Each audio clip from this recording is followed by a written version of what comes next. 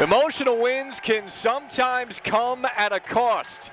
In Western Kentucky, trying to keep some of the holiday cheer around Cherry Hall, will hope to defy that trend against Seattle after an overtime win over Murray State here on Saturday. It's great to have you with us. Jack Kaiser with former Mississippi State Bulldog Jay Walton. Western Kentucky has won 6 of 7, and especially after Saturday's win, Jay, feels like Western's got some of its momentum back from last year. They do. They've taken advantage of having a nice little homestand here in Diddle Arena and look to carry that forward tonight and the next couple games going into league play. It's going to be tough with some of the injuries for both teams tonight. But let's check out our key players, beginning with Seattle and Malik Arrington, a true point guard.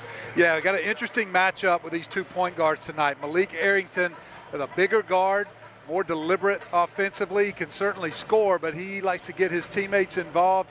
Tremendous defensive player, leader of the team on this floor. He leads the WAC in assists per game so far this year, top 40 nationally. He's averaging 6 assists per game, and the Idaho State transfer has really led Seattle to this point. And the same is true for Don McHenry, more of a scorer.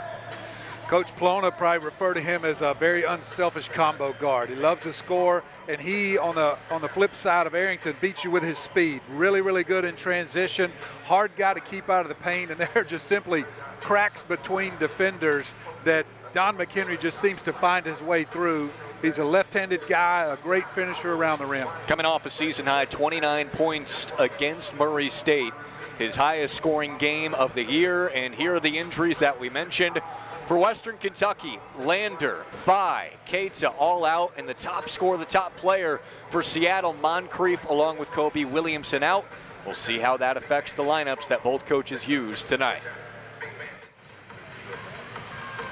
And with those injuries, it is a smaller lineup, specifically for Western Kentucky tonight.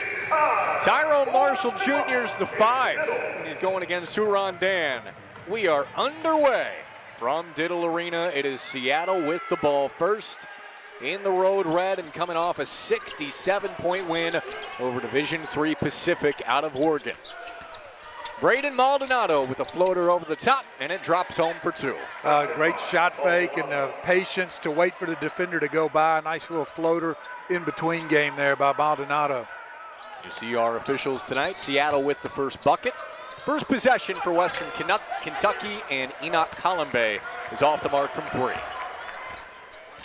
A reminder of the injuries that we just detailed. Christian Lander out with injury, Babacar Phi out with injury, and so is Blaze Keita for WKU. Long rebound to Don McHenry, who's going to have a big night for Western. He did on Saturday with 29, and there's a 3 for Colombe on his second try. Well, that's the way they want to play. Get the stop and a rebound, outlet, and go. Don McHenry's the one that ignites their offense here in transition. That time, Colombe able to step right into the trail 3. Western Kentucky plays just about as fast as anybody in the nation. Second in the country in possessions per game. Top of the key 3 doesn't go for Maldonado. Offensive board, Dan. And the stick back flush. Could be a bit of a concern, defensive rebounding for the Hilltoppers tonight with their best front court player, Babacar Phi, out of the lineup. And right there, the Red Hawks able to take advantage of the offensive board and the second shot. And they're even missing their top rebounder, Moncrief, who averages 10 a game. Maldonado out of the corner, and a blocking foul is the call. That was Bayless on the drive, I should say. Yeah, both these coaches tonight having to make some adjustments. Really, they're missing the focal point of their half-court offense on both teams. And so we'll see who steps up and how they adjust their style of play.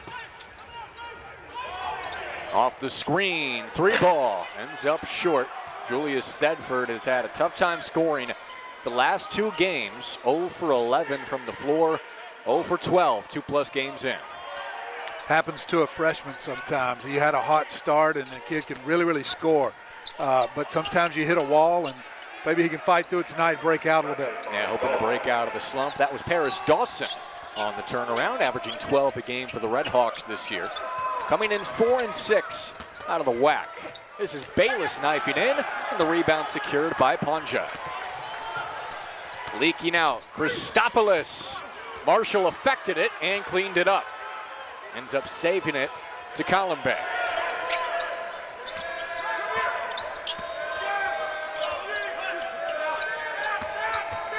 Marshall attacking the rim, and there's too much traffic there. Red Hawks running.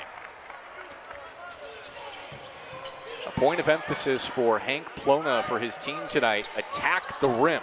Seattle really guards the perimeter well, as Christopoulos is off the mark. Here comes Bayless in transition, and it's a blocking foul once again. Yeah, as you can tell, very aggressive early, especially in transition for the Hilltoppers. They want to push the pace. They want to get in the paint, get down the floor, create a quick shot as early as possible, and already have drawn 2 fouls, being aggressive driving to the goal. That was a lot of contact initiated by Bayless, and foul ends up going on Maldonado.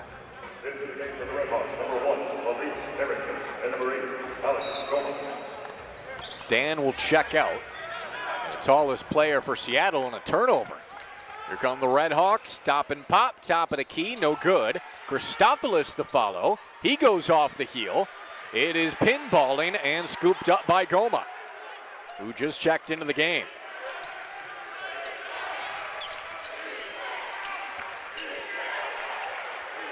Off the rip through, Christopoulos, Marshall got all of it. Off the reload, only 5 to shoot.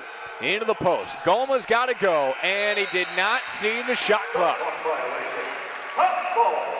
That'll drive a coach crazy. Well, it's a great defensive possession for West Kentucky. Tyrone Marshall, very undersized, not used to having a guard, a back-to-the-basket player very often, but he's already got 2 blocks in this game and able to hold his own there, forced a shot clock violation. Great start for him. He can really guard. Top 10 in Conference USA in blocks and steals last year for WKU. He's got it in the corner with Western down 3.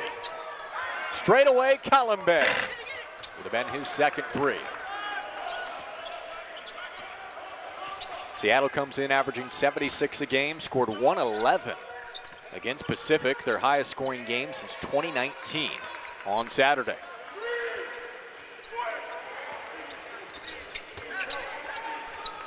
Dawson picks up his dribble over to Christopoulos. He'll shoot from there, gave it up, and punch is too strong.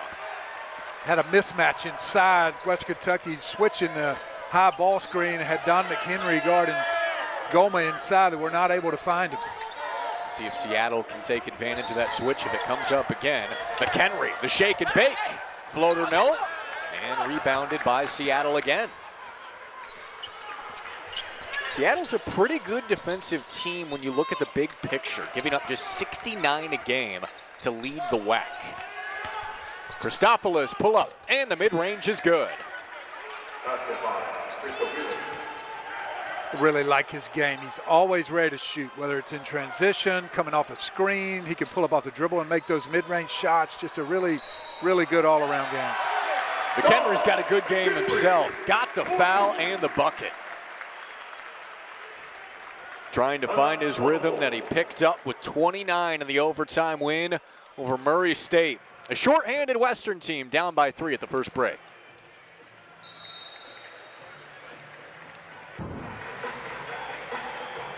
Eight to 5, Seattle on top of Western Kentucky in the first ever meeting between the two schools. Separated by over 2,300 miles. You can take the 4-hour flight or a 35-hour drive, your choice. Chris Victor in his 4th season now, 3 straight 20-win seasons. The first time the program's done that since 1957 to 59, the golden age for the program. They won the CBI last year.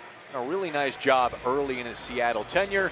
And there is Hank Plona, 17th head coach in WKU history. The head coach just a couple of years ago in JUCO in Iowa at Indian Hills, and took over for the departed Steve Lutz.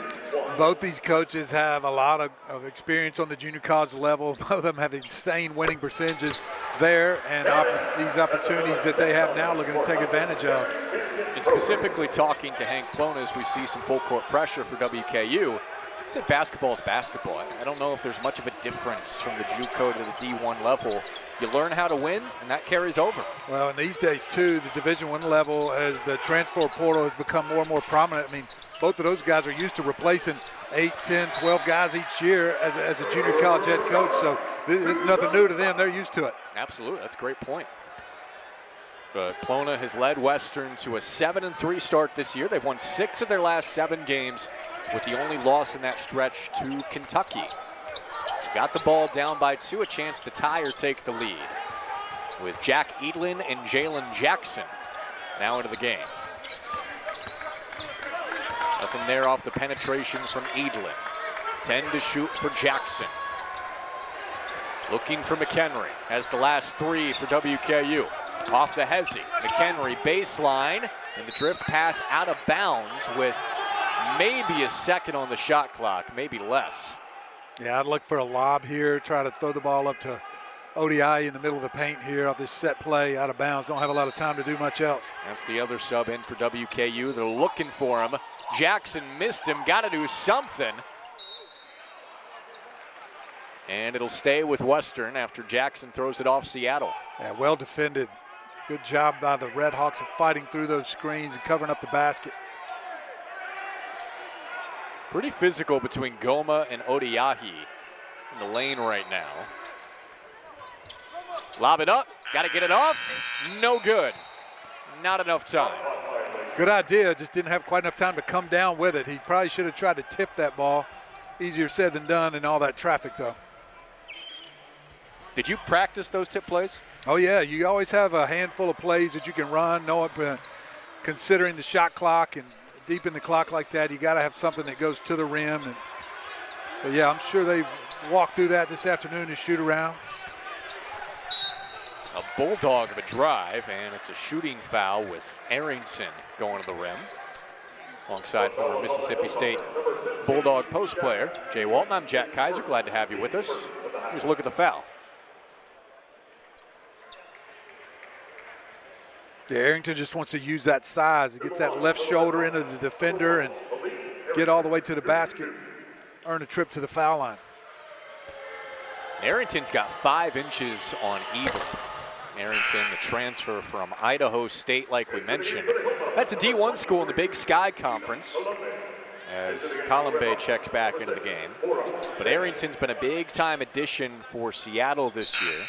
Originally from Auburn High School, about 25 miles south of Seattle's campus downtown. Christopoulos also out of the game. He's off to a cold start, just 1 for 6.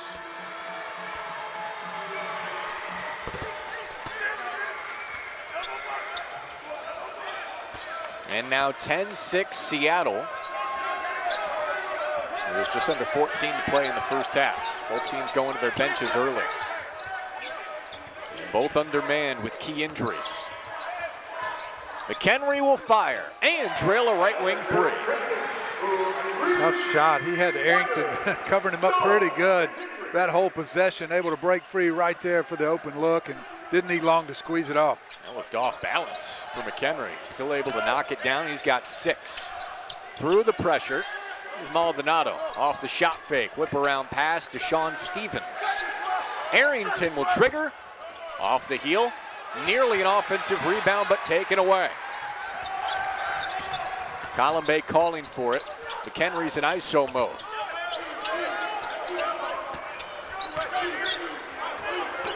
Now Columbe on the attack. Off balance shot. Another blocking foul. We've seen it 3 times tonight. Yeah, that's very, very aggressive. And although they haven't finished a lot of those plays at the rim, I like their style. That's the way they want to do it. And they're drawing fouls, getting to the line, and could be in the bonus here soon, which could be a factor for the Red Hawks. That is the 4th foul on Seattle, the 1st on Arrington. And Columbe got the first free throw. A little bit less rim protection for Seattle with M.A. Moncrief being sidelined tonight. And so Western Kentucky wants to attack the rim anyway, but even more so tonight, knowing that there's not a guy around the rim that can block a shot like Moncrief. No doubt. And even looking at the numbers that Hank Plona pointed out to us pregame, the 2-point percentage for Seattle defensively is not very good, giving up 56% inside the arc. Pressure and a foul.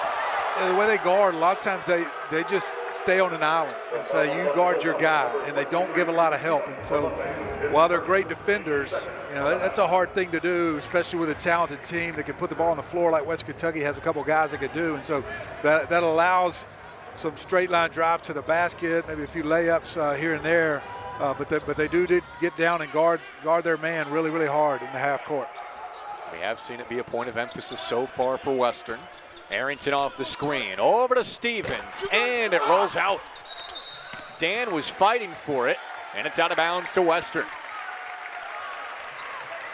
Dan's been very active on the offensive glass tonight.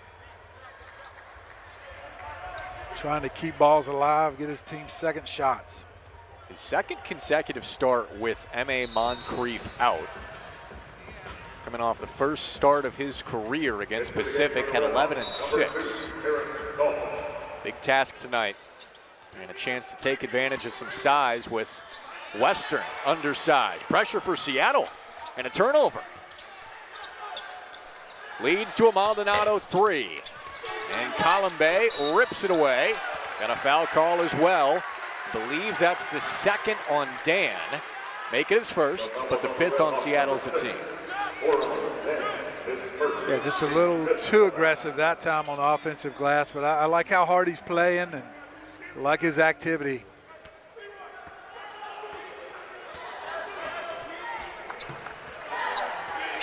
He's matched up with Odiahi right now. On the back cut, Thedford throws it down. What a great find.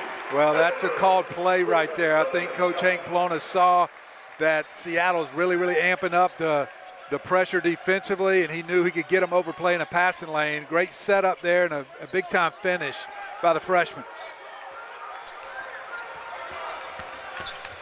Arrington creating space, and it's a foul on Edlin. That is his second. That brings us to our second break. 12-10 Western Kentucky. Both teams off to a bit of a sloppy start offensively. The Hilltoppers in front.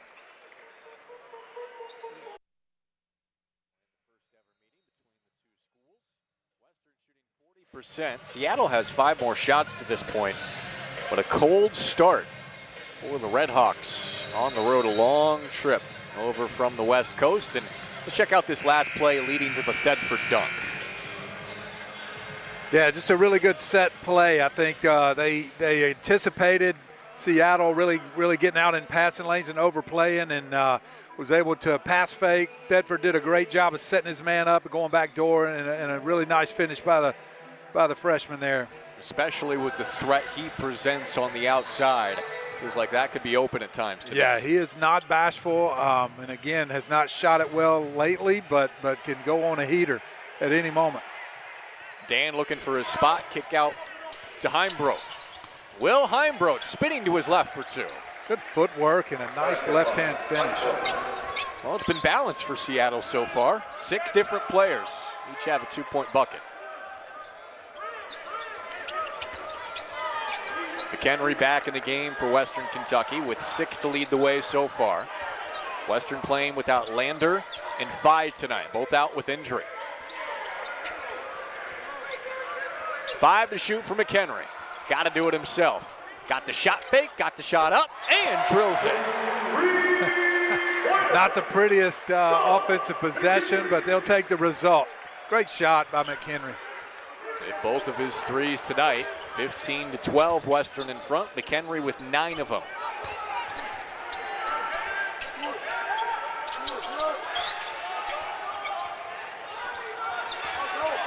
Spinning Maldonado, Jackson all over him. Dan, and it's a foul going the other way. Dan can't believe it. It's a tough call. He's really going hard to the offensive glass. That could have gone either way, but for him to have his 3rd right now, he had to sit for a little bit. I believe that's his 2nd. Okay. Either way, still foul trouble. Still going to have to sit. Still this early in the game. 10:40 to go first half. And some of the size advantage that they had with Dan, 6'10", gone.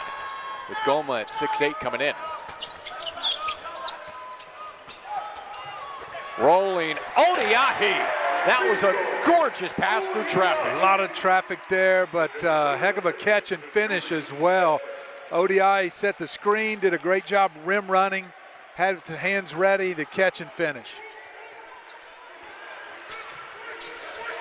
Largest lead early for Western in this one. Cross, Dawson, and fouled. Looks like on the shot as well. It's going to be on McHenry. The foul is on the Hilltoppers, number 2, Don McHenry, his first, team fourth of the half. Marshall back in, Odiahi out. It is not a shooting foul, but the foul on McHenry. That's White.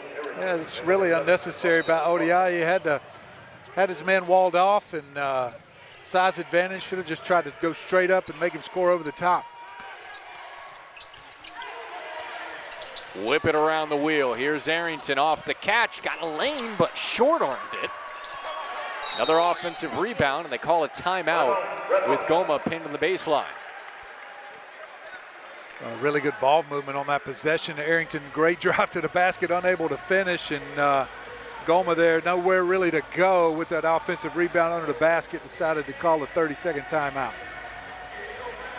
Seattle's getting a lot more shots here, Jay, but they have been stone cold, 28% and 0 for 7 from 3. Yeah, and I can't really say that I don't like the looks they're getting. They're wide open shots by the guys that you want taking them.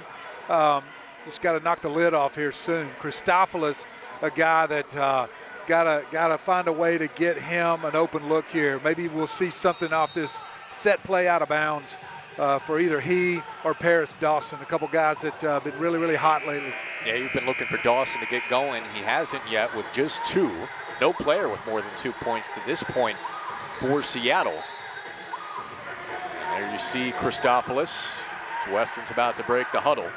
Going for their 7th win in the last 8 and 7th straight home win after an opening loss to Wichita State here at Diddle Arena.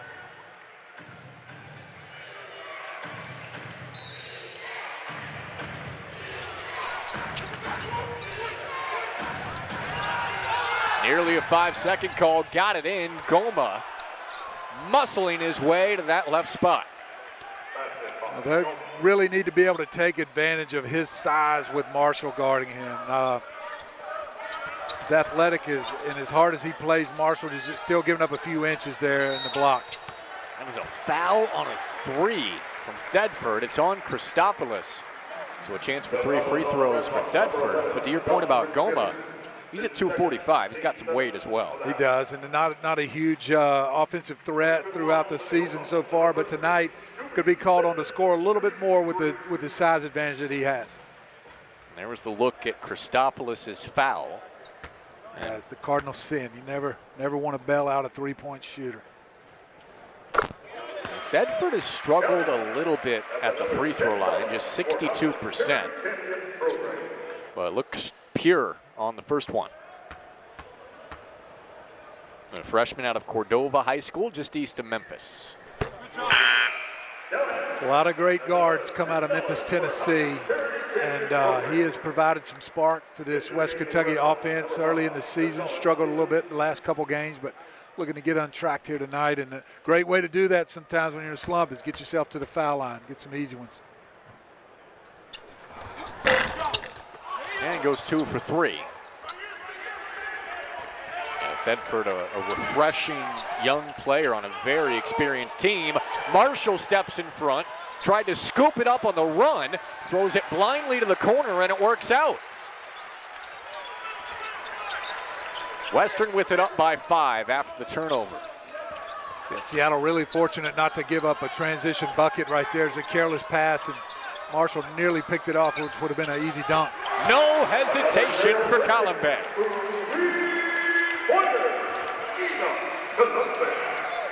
Up to an 8-point lead, 2 threes for Column Bay. The largest lead for Western in the first half. Ball movement for Seattle again. Back to Stevens. 0 for 2. Goma, Stevens, Arrington. Western recovers. Stevens spinning. Bayless all over him. short again. Pinballing out of bounds to Seattle.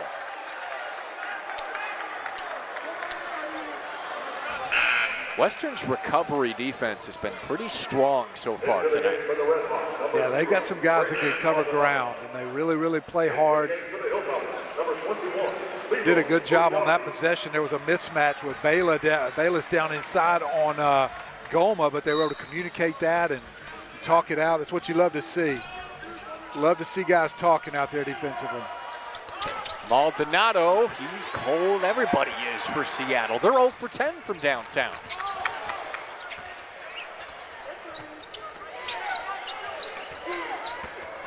Western with all the momentum. Bedford no on the step back. And over to Punja.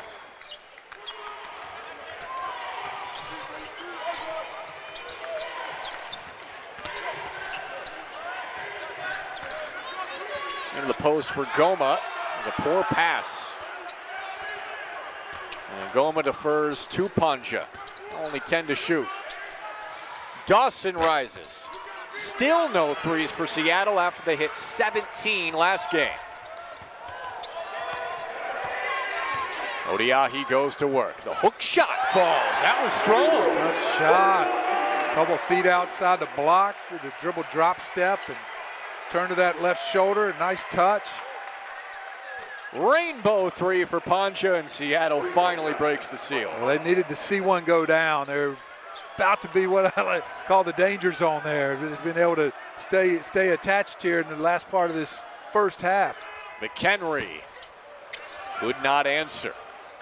Got a three, got to stop. Lob over the head of Goma. That would have built momentum the other way, but a missed chance. And Western maintains its 7-point lead with just about 7 to go.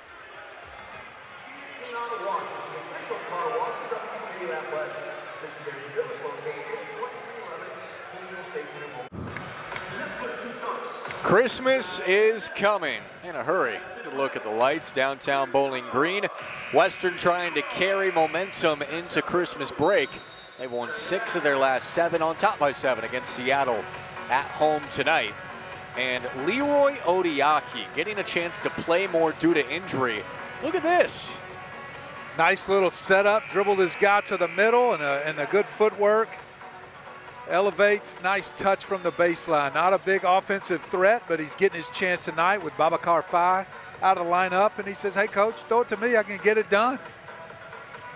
Rare you see that much of a true hook shot anymore, but it looked good. Crowd liked it too. I think he's a favorite here, and they like to see him get in on the action. 2 early buckets. Leading the way for Western is McHenry with 9 points. Marshall coming off the screen, ducks inside, kick out, Bayless. Friendly roll for 3. Oh, just a great pass fake there by Tyrone Marshall to freeze the help defender and then hit Bayless on the lift. Friendly roll for the knockdown 3. That is Bayless's first bucket. Back to Western's largest lead at 10. Seattle shooting just 29%, 1 for 11 from 3. Dawson dances inside, and Odiahi affected it. Off the backboard, back to Seattle. Maldonado from 3, and that's the second triple for Seattle. Starting to heat up a little bit, and they definitely need to get it going from the outside, getting the looks that they want, not having to force, and just early going was unkind rim, but a couple in a row here. They've got 8 offensive rebounds already, even without Moncrief. Yeah, that's a problem for Western Kentucky. Really going to have to address that. Goma somehow got the finish and the foul. Wow, what a catch in traffic. He got that at the absolute height of his jump. And able to come back down to the West Coast, too. Yeah. Man. The foul is on the Hilltoppers, number 0, Braxton Bayless. His first, team 5th of the half. To the line for the Red Hawks. Yeah, Bayless, the help side defender there, 0 for West Kentucky. Just a little bit late coming across. Got to tag that rolled guy on the ball screen if you're the weak side defender. Couldn't pay it off for 3. 5-point lead for the Hilltoppers. Driving kick, extra pass, Thedford, corner three. Unselfish by Bayless, very quick touch pass to the corner for his open teammate. Thedford knocking it down. That is his first 3 of the night, breaking a bit of a drought over the last 2 games for the freshman. Western scrambling defensively. Maldonado, nothing off the shot fake. Dawson 3 ball. And Marshall with the rebound. This is where Western's most comfortable, on the push. Columbe settles and hits again. Thought about it, then he did it. 3rd one of the night. That might have been a shot where Hank Plona's like, no, okay. That's right, exactly that kind of shot. Western answers after Seattle cut it to 5. And a foul on Jackson holding Goma, which would have led to the steal. Yeah, West Kentucky's content to keep switching these ball screens, which puts them in a mismatch situation like we saw right there. And Jackson giving up a lot of size to Goma inside, and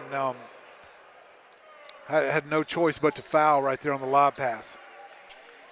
Do you think Western's willing to continue to switch because that's where they're most comfortable playing and pressuring, even if they do give up the mismatch? Yeah, I think so, just with the smaller lineup. I mean, they'll just have to pressure the ball extra hard and really be aware of help side.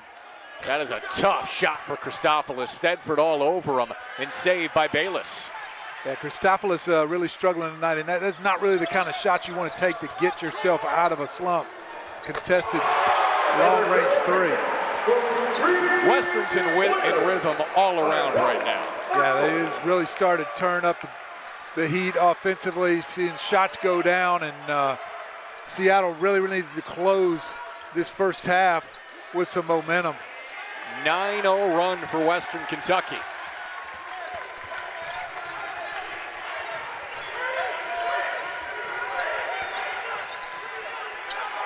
Dawson fires again, too strong. Western is smothering right now on the defensive side. Marshall, attack, no. He just had that look that he was going all the way to the basket on that possession no matter what. It didn't turn out so great that time. You could see it from a mile away. Yep. He's just hounding John Christopoulos on the defensive end, though. Thedford called for a reach-in, the most ticky-tack foul we've seen tonight. But Western on a 9-0 run. Hank Plona was curious to see if there would be an emotional letdown for his team. We haven't seen it so far tonight. All right, fans, this year, 36-22, Western Kentucky on top of Seattle here inside of Diddle Arena. Not much has gone right for Seattle on the offensive side of the ball so far, but an alley-oop from Malik Goma has been the highlight to this point. Yeah, well, they love the high ball screen. He does a great job of getting to the rim, and you can see 0 there. Bayless for West Kentucky just late on the help and gets the wrong end of that dunk by Goma. Heck of a finish. That's the danger of switching sometimes onto a big man. You could be on the wrong side of a poster. If he had it to do over again, he might have been even later right. to get out of that poster. That's right. number 2, Harris Dawson, shooting 1 in the moment. But this is what Western has done to teams recently on the defensive side. The Hilltoppers have held 6 of their last 7 opponents under 40% from the floor. The only team to shoot over 40% was Kentucky at 40.3.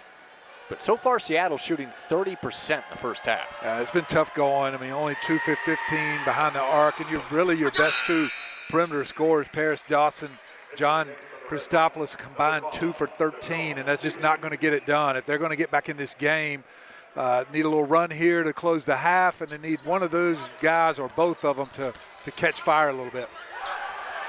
A steal, Arrington the pick, and it rolls off, but a chance for 2 more at the line.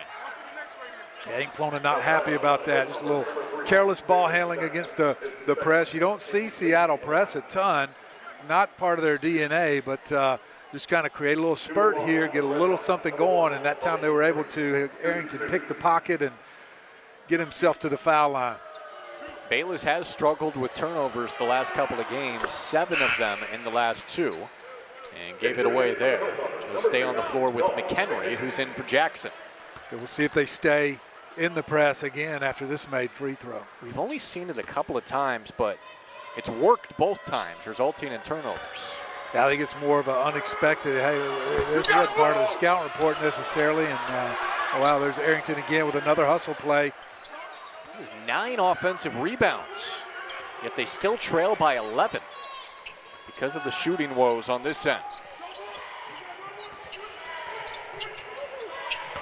Arrington off the hezzy over Colombe, a tough shot. Oh, wow, what a tough finish. Just great body control and the high arc off the glass. He's been a big-time pickup out of Idaho State. Barely came off the floor last year. 7th nationally in minutes per game, playing 37 a game. One of the best defenders in the WAC as well. No doubt. Colombe leaves it short. Seattle a chance to carve into this lead more, down by 9. Stevens steps into it and cleaned up by Thedford.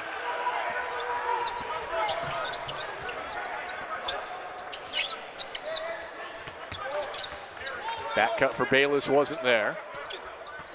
Thedford, head down, going inside, and got the foul call with just over 2 to go. The foul was on the Red Hawks number 2. Braden's called it off. Yeah, aggressive drive. Not sure there was much there in a way of a quality shot attempt, but he forced the bailout. A few bailout fouls tonight on Western Kentucky drives. That was 2 on Maldonado now. Sometimes the whistle favors the most aggressive team, and so far Western Kentucky's been that. This was a shooting foul, but both teams in the bonus the rest of the half. Thedford's had a nice half with 8 points.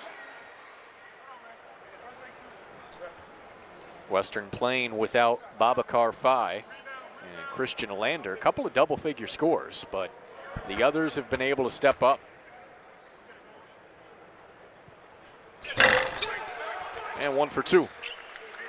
Western stays in press. Arrington might have gotten away with a walk, got it across the timeline. First ever meeting controlled by Western so far. Arrington, another one from that right side. He's been really good at going to the right. That time it looked like he lost the ball going up, but able to regain control and kiss it off the glass. A couple strong drives for Malik these last 2 possessions. He stepped up as their top scorer with 7 points, so foul on the floor, leading to a 1-and-1. This right here is where, early in the game when Western looked a little sloppy, but they were still attacking the basket, drawing fouls. This is where that's paying off, because now they're in the bonus, shooting free throws the rest of the half, and able to take advantage of that. Western a good free throw shooting team at 74%, 3rd in Conference USA.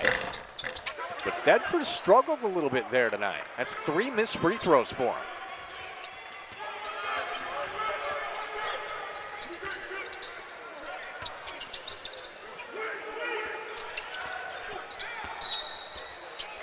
Arrington, every time he's had the ball over the last 2 minutes, he's tried to get to that right lane line, and he's been successful.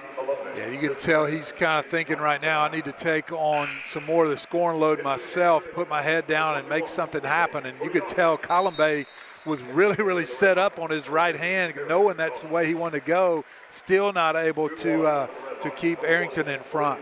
Enough space for him to operate. Normally a pass-first point guard, but like you said, with Christopoulos really struggling, Moncrief out, it has been Arrington helping keep Seattle in touch, as it's a 7-point game after he hits the first.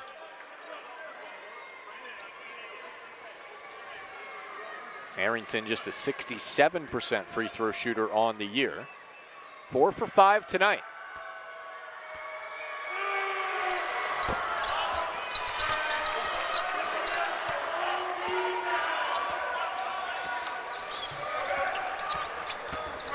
Bayless going downhill, stops on a dime. Off the turn, sees 2 red jerseys. Just over 1 to go, and Thedford was fouled. He'll head back to the line to try and break his free throws shooting woes there. Arrington almost got away with it with a clean pick. It would have been an uncontested layup on the other end, but got a little too much skin there on the reach. Maldonado, Christophilus, Dan, and Arrington all have 2 fouls. They got to be careful to not pick up a cheap third at the end of the half. Thedford short again. Really struggling. He needs to see one go in right now. You could tell his body language is like, come on, man. I thought that one was in. Looked good when I let it go, and just not rolling his way tonight from the foul line. Just 3 for 7 at the free throw line. Does have 8 points.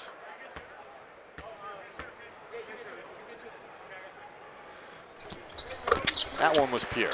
That's another $10 for House's Engine Program.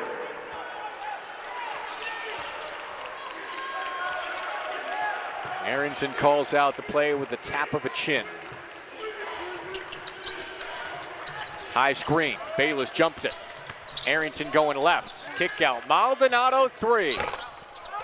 Doesn't roll home. Goma fights for it. Double figure offensive rebounds for Seattle. Down the baseline, it's Dawson. Tough finish, nice reverse layup. Used the rim to protect against the block shot. Got an 8-second difference, game and shot clock right now. Western can wind it most of the way, but Seattle should get another crack at it.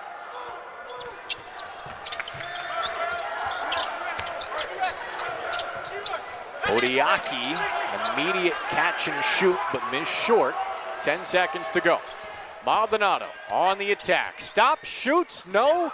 Goma ripped away. 3 seconds. Odiaki throws it out with .5, giving Seattle a slim chance to pick up some more points.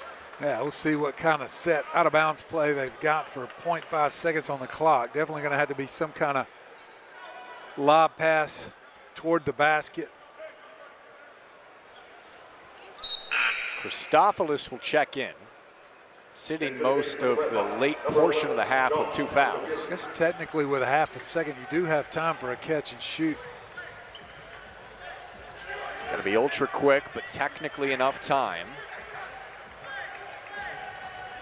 What does Chris Victor draw up here?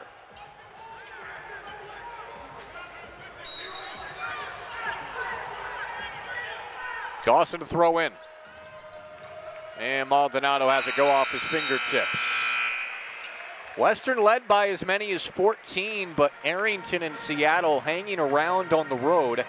Down just 6 at halftime despite a tough shooting half inside of Diddle Arena. 38-22 Western Kentucky. Coming into this game rolling, going for their 7th win in the last 8. Getting ready to start the second half in Bowling Green, Western Kentucky on top by 6.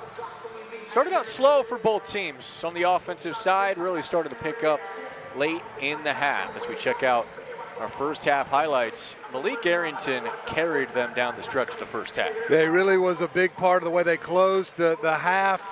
Put his head down, got to the strong right-hand drives a couple times and was able to finish. And yeah, just the threes were not falling for them earlier, and I think they decided, hey, we better attack more, get in the paint more, and be a little bit more aggressive. Those are their only 2 threes of the whole half. They were 2 for 17. Normally a very good three-point shooting team, coming off 17 last game. Offensive rebounds, the other side of the story for Seattle.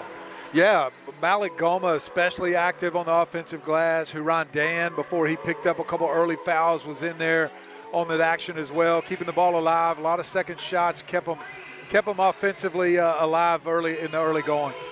And for Western Kentucky, it was the three-point shot. 8 for 12. McHenry hit a couple early. Columbe had 3. They were spreading the wealth. Yeah, everybody got in on the act, and not necessarily the the strength of this team. They'd rather attack in transition, get to the paint, but they were falling early, and they were also very aggressive to start the half, not finishing a lot of plays at the rim, but getting themselves fouled, which mean they were in the bonus late, which led to a few trips to the foul line and some easy opportunities there as well. The three-point numbers, the complete opposite of what they were against Murray State when Western started 0 for 10 from 3. In the first half, last game ended up in a win, hoping to win their 7th in their last 8, but Seattle will make it tough. This is a good program, especially recently under Chris Victor. They have 3 straight 20-win seasons. They won the CBI last year. Yeah, it's a smaller postseason tournament, but still 4 wins, 5 days, pretty impressive. Really tough schedule. They've been well-traveled, a lot of frequent flyer miles already. They're a long way from home right now in a tough environment, but certainly have high expectations when WAC play starts. Picked to finish 3rd in the WAC this year. You mentioned it, regular season title a couple of years ago in their conference, and trying to make the NCAA tournament in Division I for the first time since the 60s. Seattle had a golden age in the 50s and the 60s with Elgin Baylor in the late 50s playing for that program. Worked their way back to D1 after going down to NAI Division II, Division III for a couple of decades. Everyone knows the history of Western Kentucky, and back in the tournament for the first time since 2013 last year. A couple of programs in good spots. We expected it to be close tonight. Western almost ran away with it midway through the first, but Seattle tightened things up late in the half. Yeah, both teams really having to adjust how they play, especially in the half court. You know, Seattle likes to go through Matthew Alamoncrief, and he's not available tonight. And in the half court, at least, West Kentucky likes to run through Babacar Faye a lot in the post, and he's not there tonight. So, been a little bit of a shift for both teams offensively. It was a set play for Thedford to start, who had 9 points in the first half for Western Kentucky, and he's 1 for 3 from downtown tonight. Looking for Dan of the post through his fingers, and ends up pinballing to Western Kentucky after a save from Columbe.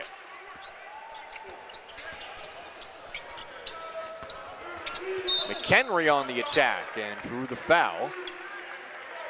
Who's it on? That's the question. The foul is on the red box, number 2. It is on His first. Dawson, and that is his second. Oh, not sure about that one. Must have been contact before the block from Dan, and it's a shooting foul, giving McHenry a crack at a couple. Up to 10 points now. Got it. That's another $10 for Houghton's Heritage Champions program. Jay, Don McHenry's always been able to score, but something Hank Plona has seen over the last year plus since he's been at Western, he is trusting his defensive instincts even more. He's got very quick hands, gets a lot of deflections, and he knows that if he can get a deflection that leads to an easy bucket, that's just going to ignite this crowd to get their offense going in transition. So he's very, very active defensively. They're in transition here. Thedford saves. Marshall will slow it down across the way for McHenry. Got a step, had it stripped, got it back. Lob up top, ends up with Seattle and Dan.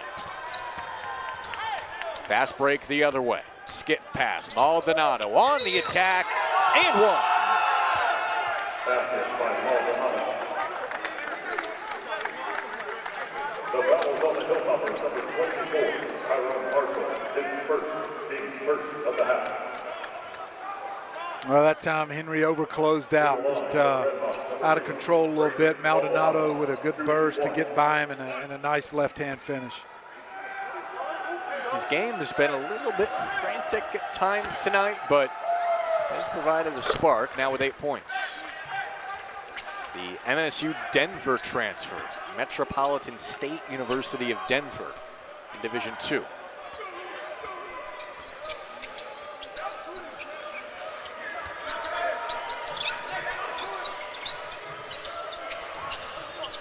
Here's Bayless. Leans in with the shoulder, missed it short, and Panja cleans out the glass. Seattle down just 5, and Dawson hits the underside of the rim. Seattle recovers defensively. Panja had the flash. Trouble for Thedford, but he finds Colombe. Not sure he saw Colombe when he left the floor, but he was able to find him nonetheless for the easy deuce. I would agree with that point. I think he got a little bit lucky. A nice pass. Maldonado off the spin and wide open. Came up short and a foul on Seattle. Oh, big time shot fake. Just can't leave it short right there. That is on Dan, and that's his 3rd.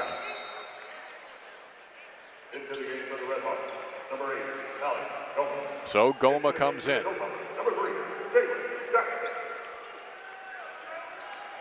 Those are shots Seattle's going to have to make to come away with a win on the road tonight.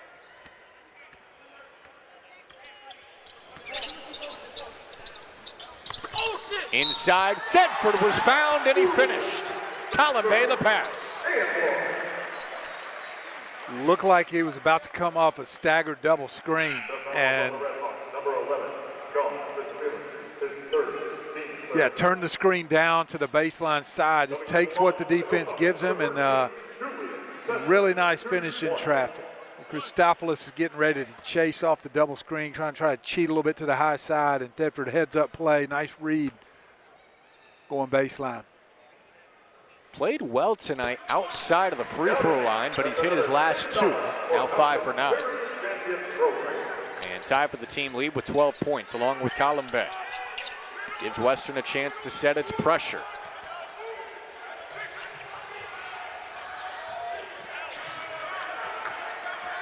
Seattle's handled it pretty well, just 5 turnovers so far.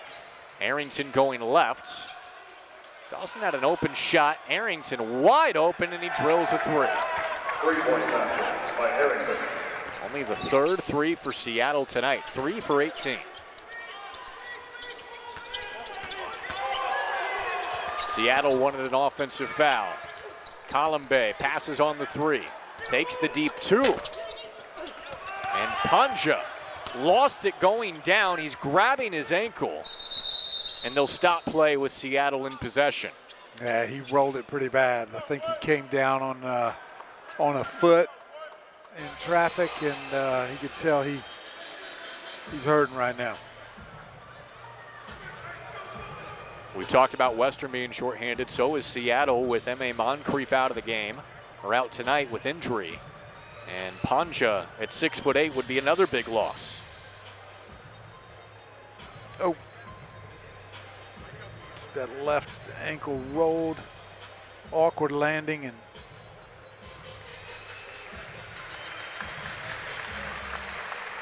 up on his feet. And let's hope that Panja's okay. A 5th-year senior out of England. Very versatile. Had 6 rebounds so far tonight.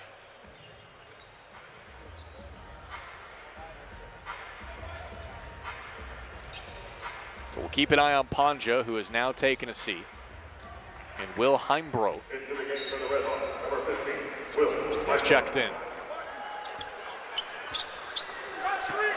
Has the touch here. We're looking for Arrington. Stevens coming around the screen. And Seattle into its set. All kinds of traffic for Arrington, and the dish off was intercepted. Bounces back to Arrington, and he was fouled. a lot going on in the paint on that possession. Again, Arrington's so good, especially going to his right. He's got a little size on most of the guys that have matched up with him tonight, and he's able to get in the paint, tried to force a pass through traffic, ended up getting his own loose ball, and just a good hustle play. We've seen some funky things happen in the paint tonight. Some bounces. Western able to sub. Odiahi, Bayless, McHenry, Jackson, and Thedford on the floor.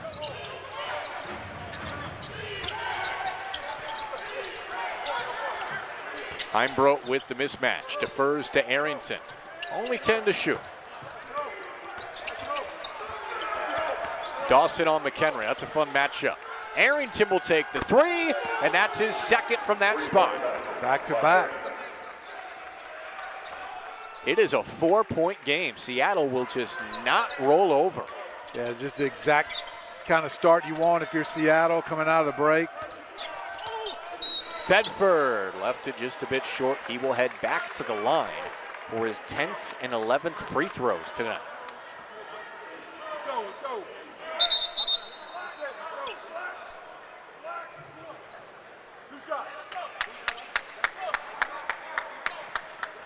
Again, there is a winning culture in place for both of these programs. Yes, Hank Plona in his first season, but he was an assistant last year when Western went to the NCAA tournament. Thedford short on another free throw, while Seattle has had 3 straight 20-plus win seasons.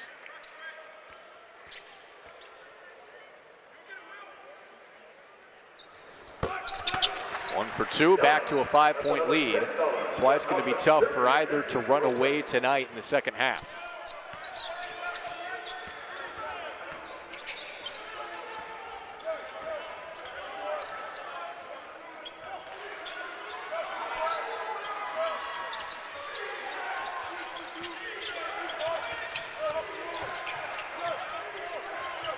Dawson catching fire, fouled, and it's strong, but 3 free throws off the foul from Jackson.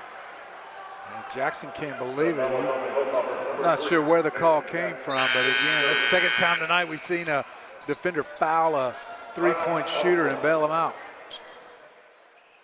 Western trying to hang on here. Arrington and his threes keeping Seattle in it. Western on top by 5. 5 years is a long time, but that's how long Leachman Buick.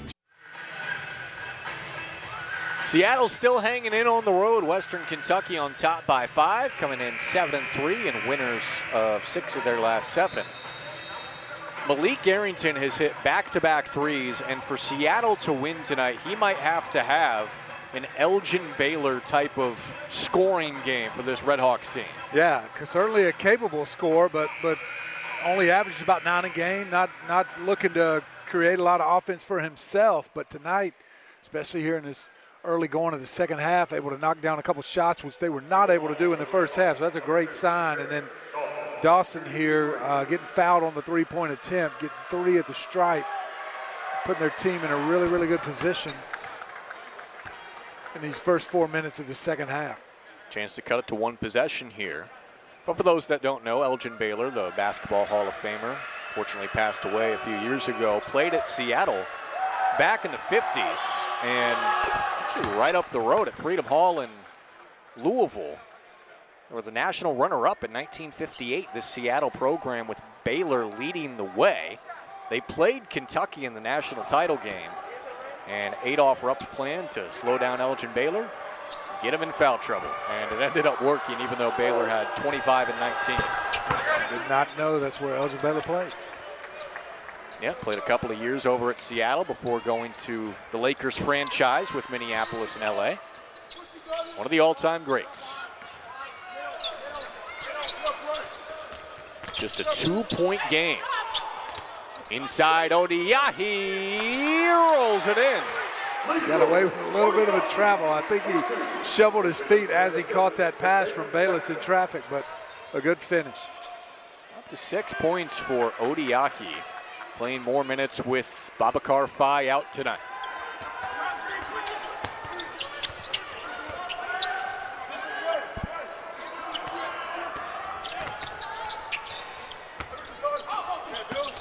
Here's Heimbrodt, spinning into traffic, outside to Arrington. Missed from the right wing, Goma there again. 11 offensive rebounds. Off the crash, Arrington was fouled. Goma was very active on the glass and made some things happen in the first half and picking up right where he left off again with the second chance points. He's got 5 offensive rebounds tonight. It's a lot of offensive rebounds.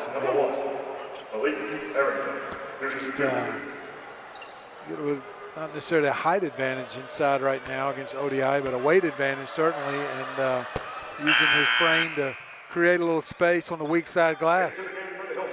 Columbe and Edlin check back in for WKU, but for Hilltoppers fans, I'm sure they're wondering what those numbers would look like if Babacar Faye were healthy. Kind of the game that could have been with Faye and Moncrief out for Seattle.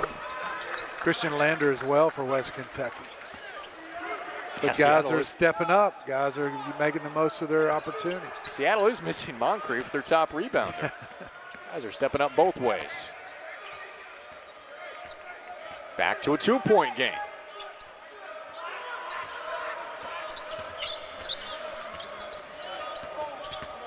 McHenry cut off, takes the pull-up, and got fouled. Stopped on a dime and elevated. A lot of times when Don McHenry goes to his left, he gets all the way to the basket. Going right, he likes to stop and pop as he does right here at the elbow. And got the little, watch the leg kick. He sold it a little bit. Paris Dawson's like, what do you mean? I'm moving the opposite way. How does that happen? A little Reggie Miller action with the leg kick. We've seen that both ways tonight with the leg kick. Yep. And McHenry converts the 3-point play. It's up to 5 for Western. And McHenry's up to 14 points.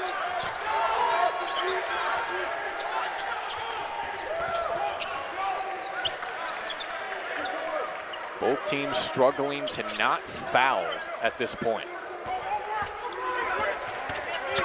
Dawson turned the corner, feeds Goma, took the power dribble, not able to finish. Columbe with the handles. And now Edlin at the controls. Pick and pop with Columbe. Looking for Odiahi, nothing there. And McHenry will take it himself. What a cross. Lob. Odiahi couldn't control.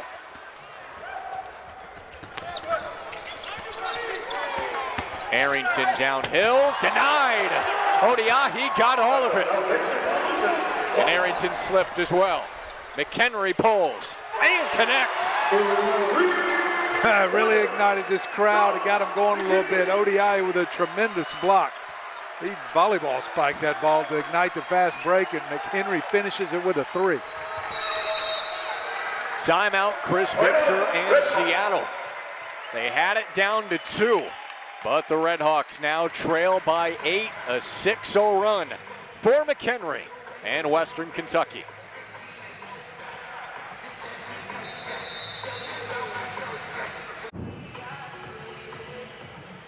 Western Kentucky, a 6-0 run over the last 90 or so seconds and hit 5 of their last 6 shots. But McHenry has this solo run himself, and one of his buckets was started by this big block from Odiahi.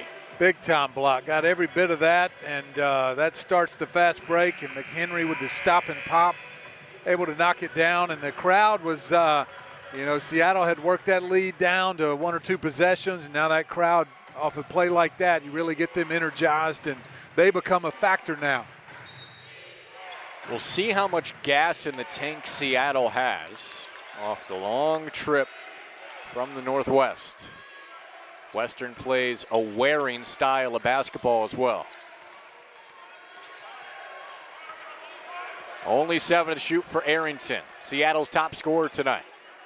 Heimbrough, baseline, 2 to shoot, kick out, extra pass. Arrington needed to let it go. He's hit 2 from that, almost that same spot. He should have let it fly. He's got 16. Nobody else in double figures for Seattle.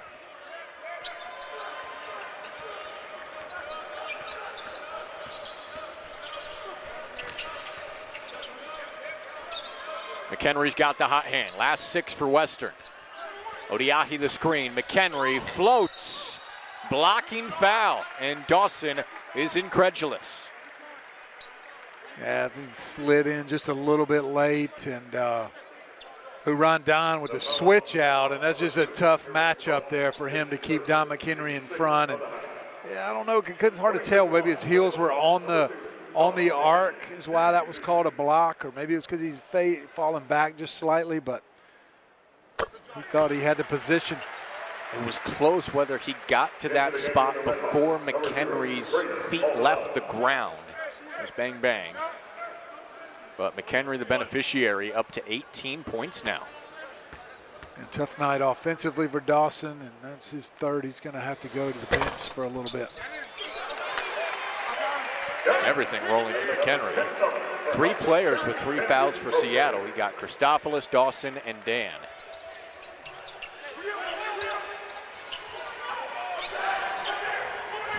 Seattle again breaks the pressure. That has not been much of an issue tonight.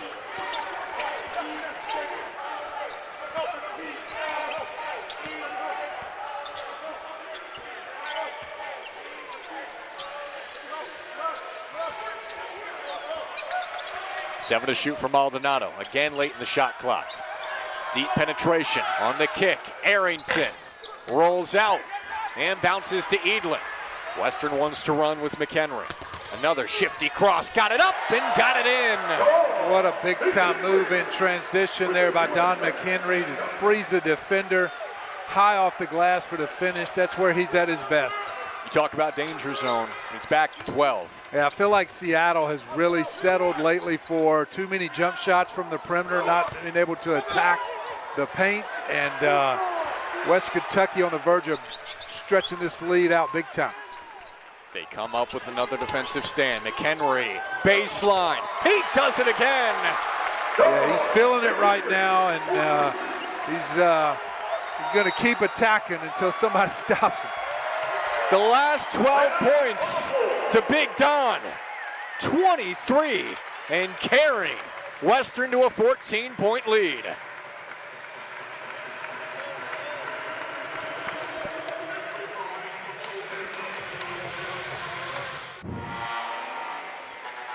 When Don McHenry gets going, just get out of the way. And that's what Western Kentucky has done. A 12-0 solo run to put Western up 14. Don is deep in his bag right now. He's scoring at all 3 levels. You see the pull-up going to his right, the stop and pop 3 in transition, break his defender off with a high off the glass finish. Just really, really feeling it right now. Able to stretch this lead out for Western Kentucky. Got the crowd really into it. That's what Seattle needs to get back to the free throw line. 12 for 15 and a nice find for Dan. Yeah, come out of that timeout with a nice set play, knowing you have to get something in the paint. Cross screen action got Dan freed up, and now he's got a chance to go to the line to earn 2. Huron Dan, the freshman out of China, one of 5 Division I players from China, but badly missed the first free throw. Hank Plona's got to like where his team's at now after it was just a 2-point lead. A 12-0 Don McHenry run has them in a very comfortable spot. 1 for 2 for the freshman. More pressure from Seattle. It's worked well at times tonight. Yeah, it's effective for him a few possessions in the first half, and nothing else that keeps West Kentucky out of transition. That's where they're most dangerous. In Western, one of the fastest playing teams in the country. Edlin is wide open and connects. Great job by Columbe, freezing that help side defender with a pass fake. Edlin spotting up, just stepped right into that one, able to knock it down. Good half-court basketball right there for the Hilltoppers. Columbe can really do a lot for this Western team on both sides. Yeah, he's a jack of all trades. Not the greatest shooter, but he gets hot. He's knocked down several tonight and made several good reads off the ball screen, finding an open man. It has not been Christophilus' night. 1 for 8 from the floor. He'll step back, Columbe. Almost banked it in. Largest lead for Western at 16 right now. The shake for Maldonado. Dan nearly had the follow and got fouled on the second putback try.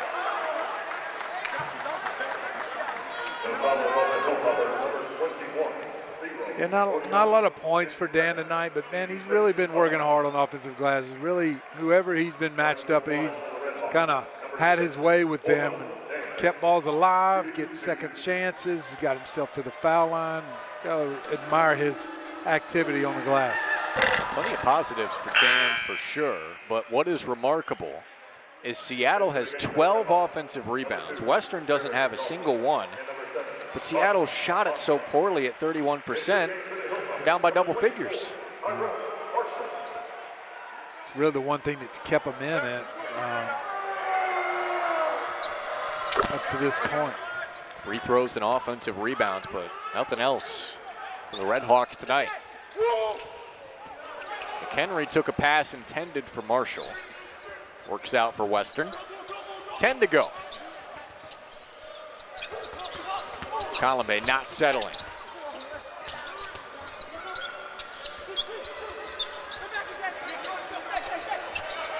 McHenry says stay.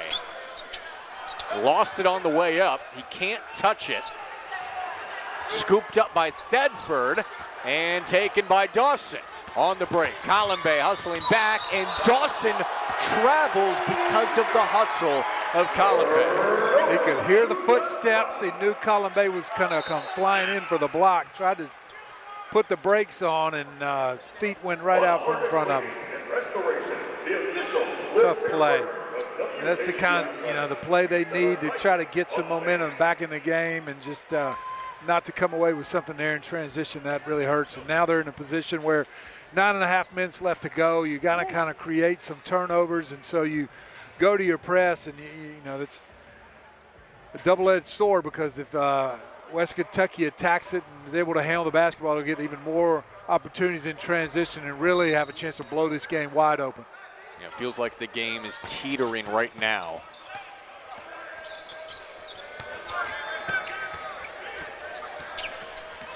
Edlin speeds across half court, and Western settles in. Marshall gives to Edlin. Would have been 2 threes for the sophomore.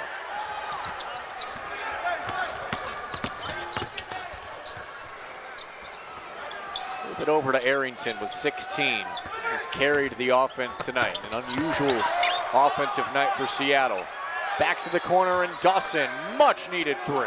Yeah, he needed a few of those to go down in the first half, but a great find by Poncha on the baseline pass as well. Good to see him out there after what looked like a pretty bad ankle sprain earlier. Marshall rolls it in. Timeout for Western. Yes, Poncha back in the game. 8:49 to go, and the 3 puts Western right back up 14. Yeah, Chris Victor not happy at all with the transition defense there with the Red Hawks. He just miscommunication there, and Marshall wide open in the corner. This cannot happen when you're trying to scratch and claw and fight your way back into a road game. And still, Christopoulos with just 2 points tonight. He just has not been able to get on track whatsoever. Yeah, I hate that for him. Not the kind of night that he wanted to have, and certainly not the kind of night that Seattle needed from him. I was looking forward to watching him play. I think he's a really, really good shooter. Just a tough night tonight, and could never get untracked. And see if he can make a few of these last 9 minutes. But yeah, it's sometimes being that far from home, and the travel kind of wears on you a little bit. And the shooter's got to have his legs, and that could be one of the reasons tonight why he's not been able to find his mark. It has been a tough non-conference schedule for Seattle. Made a couple of trips out east. They're back home Friday against Illinois, Chicago. Still plenty of time left in this one, but the lead has been in double figures for a little while now for Western Kentucky. Seattle won for its last 8 from the floor. Heimbrough, corner 3. Same spot as Paris Dawson was able to connect from on the last possession. Back to 11. Rip from Jackson out to Marshall. Jalen Jackson going off the bounce and got the foul call. It was a delayed whistle a little bit, but they'll wave off the bucket. Looked like he might get continuation there, NBA style. Yeah, Hank Plona's asking for the bucket. Antonio Petty says, nope, on the floor. Shoot 1-1.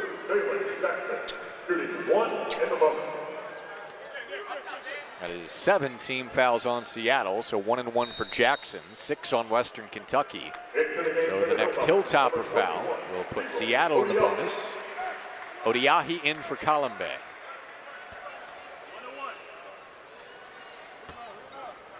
No players with 4 fouls yet, but plenty with 3 and 2 for both teams. Jackson has the first roll out. Bayless the putback. Look, it's not a late game situation yet, but Hank Plona said Braxton Bayless is the person you want out there in a late game situation because of plays like that. Yeah, a lot of confidence in that young man. But if you're Seattle, you cannot let the point guard sneak an offensive rebound off a free throw. It just can't happen. Somebody's going to get blown up in film session tomorrow. How about that play? Foul on the floor. Dawson wanted an and one. Bayless just 6'2", able to come up with that offensive rebound and stick back. 13-point lead for Western Kentucky. In control right now in the second half.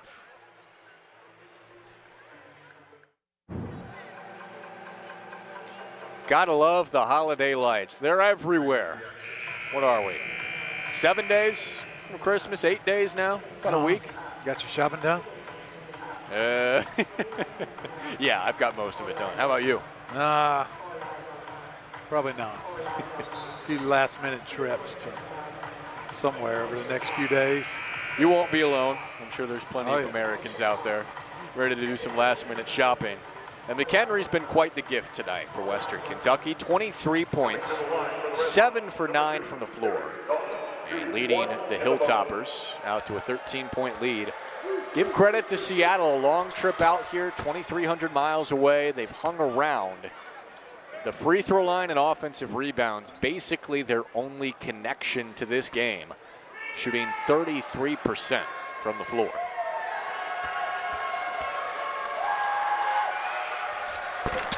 And Dawson goes 1 for 2.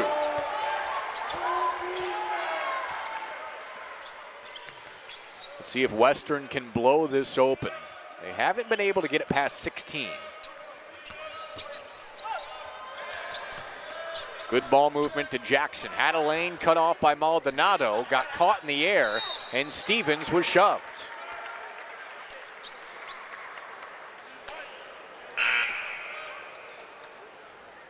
And that gives Seattle free throws. Yeah, Jackson going to get the quick hook after that forced pass in traffic right there. Hank Plona telling him, hey, that's not what we need you to do. Take care of the ball, be our best perimeter defender. Don't force the action. Jackson, the only Hilltopper who's played that has not scored. He's also got 4 fouls. Another reason for him going to the bench.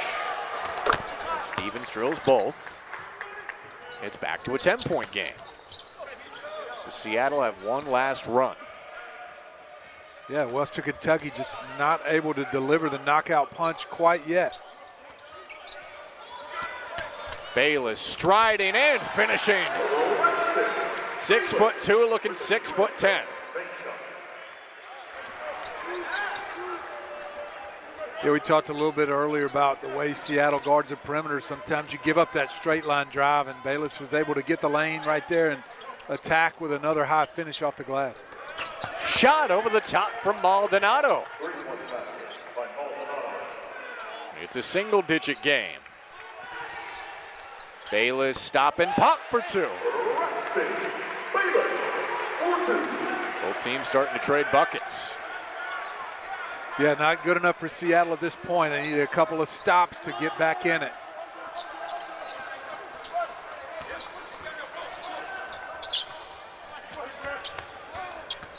Stevens with that quick first step, got the foul call and the bucket. Nice finish. He's been awful quiet tonight as well.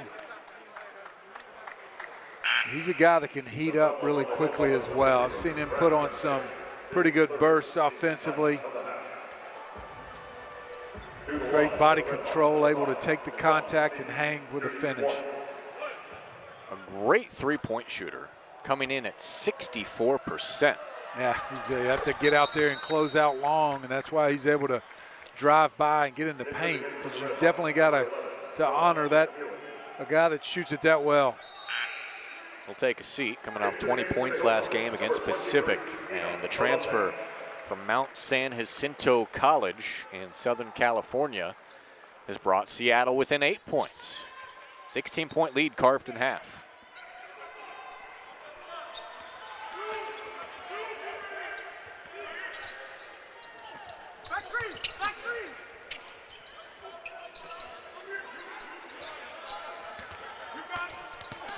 Bedford blocked by Dan. Chance to make it a two-possession game here for Seattle.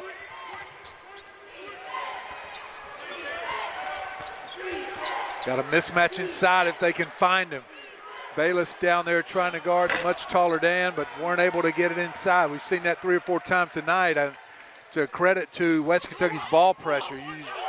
Even the mismatch is there, you can't find them if you're pressuring the ball as hard as they do. And it leads to a Thedford bucket on the other end. So a pretty big swing right there. Could have been 6. Ended up in a 10-point lead for Western. Got a hip check up top. And that's on Marshall. Bonus free throws continue for Seattle.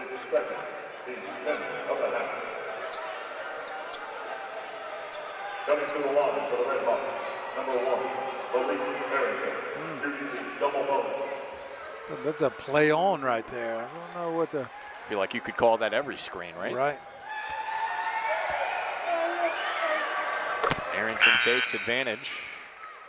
Into the game for the Red Hawks, number 8, Alex. Goma back in. He has been fantastic on the offensive glass.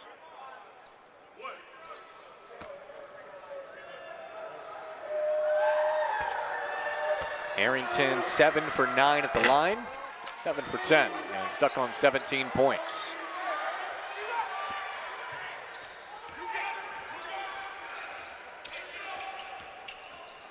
Don McHenry going inside, nearly finished reverse. Seattle comes up with a stop. He's just an incredibly hard guy to keep in front. Plays with a great change of pace. Not able to finish that one, but a beautiful move to the basket. Dawson had a beautiful move to the bucket, and it's a 7-point game with under 5 to go. Can tell the fans here for Western are getting a little bit antsy. Hilltoppers trying to close. What a find. Columbe to McHenry. Good read again. They set up the double staggered screen, but McHenry takes what the defense gives him, turns it down to the baseline side for the layup.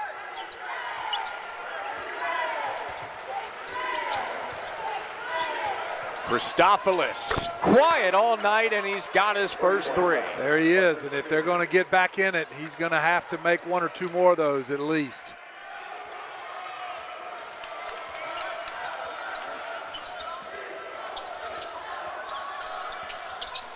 Does Western have another answer? Marshall around the corner. Kick out McHenry. Sidestep 3. It's good! McHenry has just been money all night. Well, we saw his own personal 12-0 run a little earlier in the half, and that one right there was a dagger as Seattle had cut it to a 2-possession game, and that was a big answer by Don McHenry. Up to 28 points and a 9-point lead for WKU. Seattle's crept back into this thing, but Don McHenry continues to shut the opening of the door process. Well, Christopoulos comes off the screen, catch and shoot to cut it to 2 possessions. Big answer from Don McHenry, who is really, really feeling it offensively, on the verge of his 2nd straight night with a career high in points with 28 right now, and still 4 minutes to play. What a performance by a big-time guard tonight. Just dropped 29 against Murray State. 28 tonight, 4 for 5 from downtown. Remarkably efficient night for McHenry, who needs 3 to set a new career high. Can Seattle continue this late push?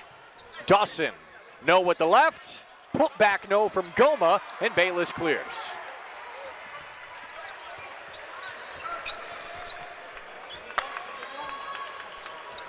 Western will slow it down, something they only do situationally.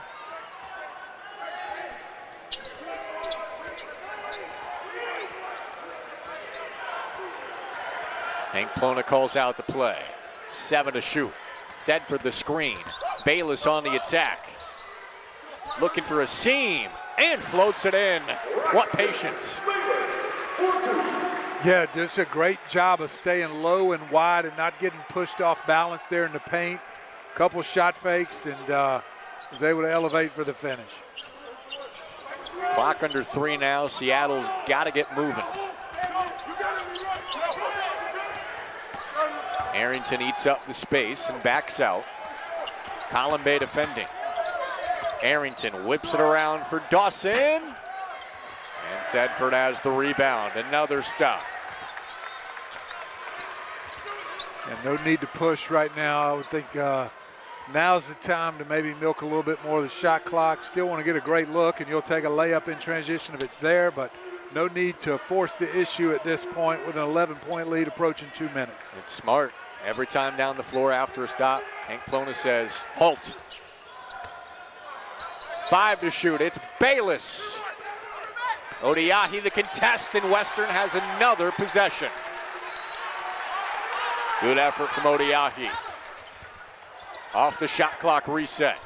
Bodies down. Odiahi goes high.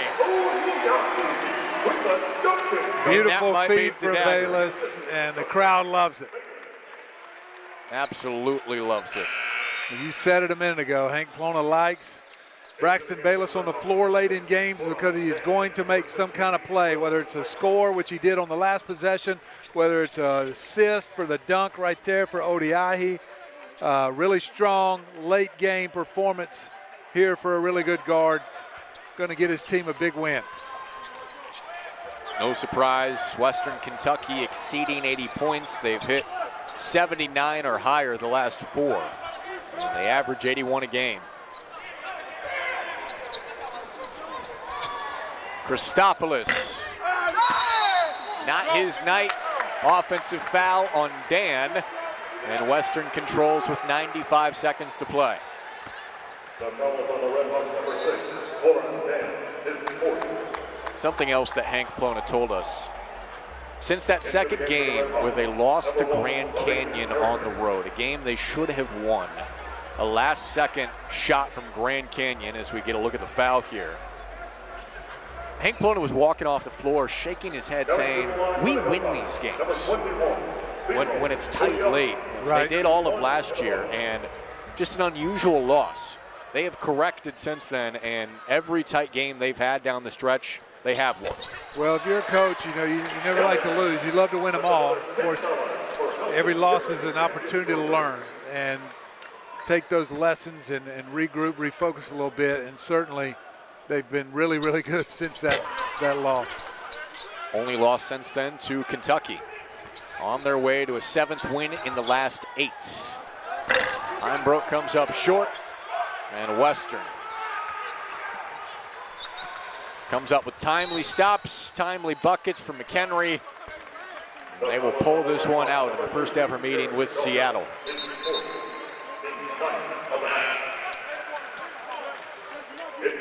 Both teams undermanned. We saw that affect the way that each team played tonight, with Moncrief out for Seattle. And for Western Kentucky, Phi, Lander also out, but Hilltoppers can win in a lot of different ways. I guess in a way, the two front court players being out kind of canceled one another, right? And both teams had to adjust a little bit, and West Kentucky were able to do the better job of that. Also helps when you go 12 for 20 from 3. That does help. Cures a lot of ills. 60% from the floor overall tonight. Stevens misses the 3. Thedford the rebound. Thedford with 15 points. A nice bounce back performance for him. But it's the 28 for McHenry. Oh, look at the handles from Bayless. Almost reverse course for 2.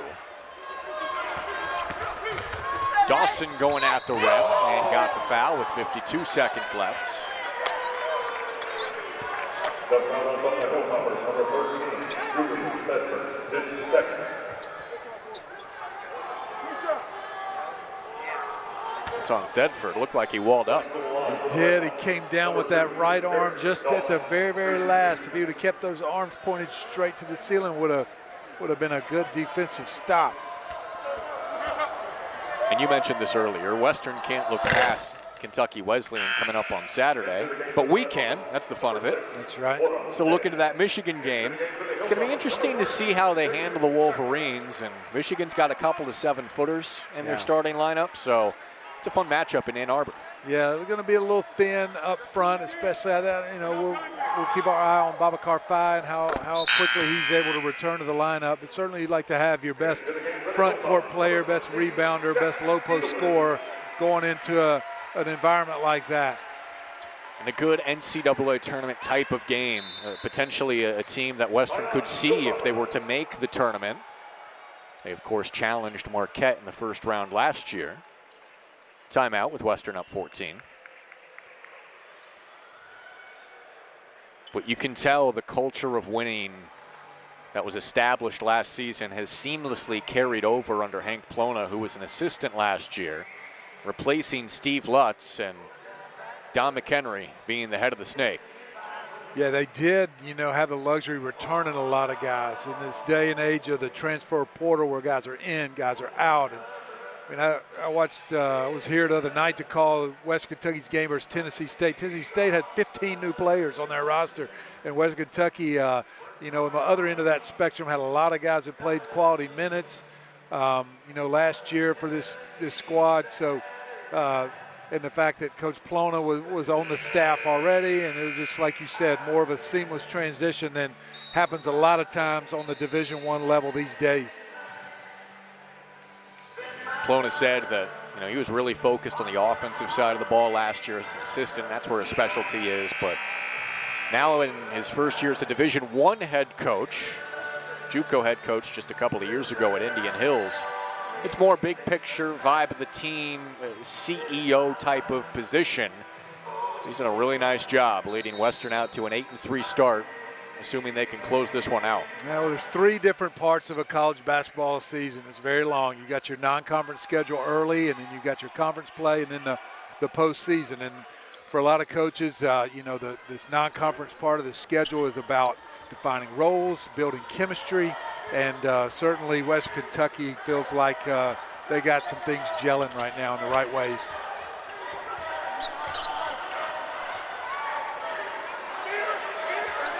Down to 5 for McHenry. And Western won't get it off. It's trivial at this point. So Kentucky Wesleyan coming up, Division II school. And just the 5th meeting between the two in the 21st century. Western had a 90-64 win last year. That'll start at 2 o'clock here Saturday. 28 for McHenry, 15 for Thedford, 13 for Bayless, 12 for Columbe, 9 for Odiahi, 3 for Edlin, 6 for Marshall. Bit of a shorter rotation, but plenty of balance behind McHenry in an 86-point performance. Yeah, he certainly led the way, and especially that mini run that he went on by himself in the second half to kind of stretch the lead out and ignite the crowd was very impressive. Dan gets fouled with 12 seconds left. It's been the type of game here in the second half. You wouldn't know it was a 2-point game earlier in the half, but that 12-0 run for McHenry seemed to really be the difference. Yeah, that 2-point lead just expanded really, really quickly, didn't it? Feel like Seattle worked so hard to claw back into the game and just was not able to keep that momentum very long at all. It's the margin of error you've got on the road. Slim to none against this Western Kentucky team who will win its 7th straight home game. And the focus, the energy, the emotion seems strong. After an emotional win over Murray State Saturday in overtime, that was the question. Question answered. 86-73. Western controls the second half, and Don McHenry leads the Hilltoppers to a 7th straight home win. 8-3 now on the year.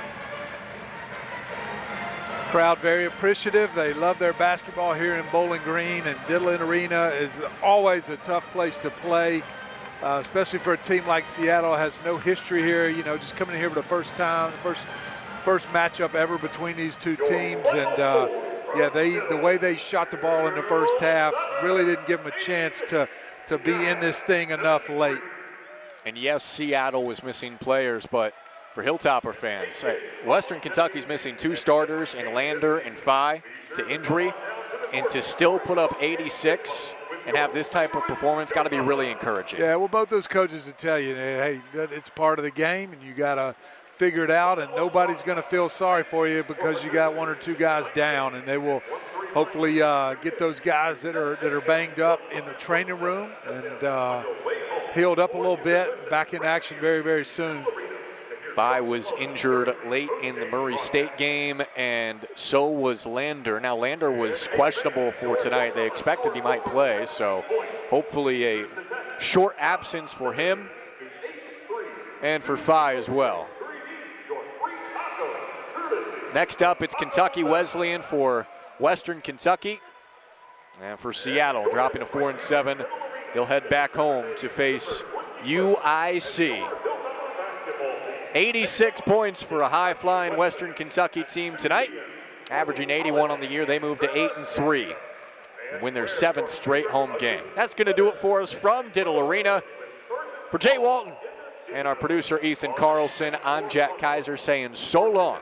Western Kentucky wins 86-73 over the holidays.